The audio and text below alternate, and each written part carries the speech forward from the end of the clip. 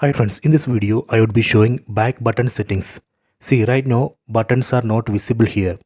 Back button, home button and recent buttons are not visible here because right now I have enabled gestures. That is the reason. So I will show you how we can change that.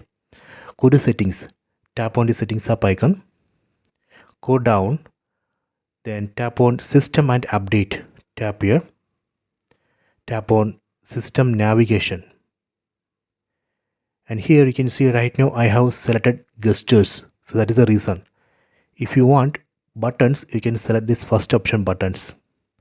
Now you can see buttons here, back button, home button and recent buttons. You can also change order of these buttons. Here you can see two options, two button layouts. So right now I have selected this. Let me select this second layout. See, this way we can change button layout. So if you don't want these buttons, you can select this gestures option.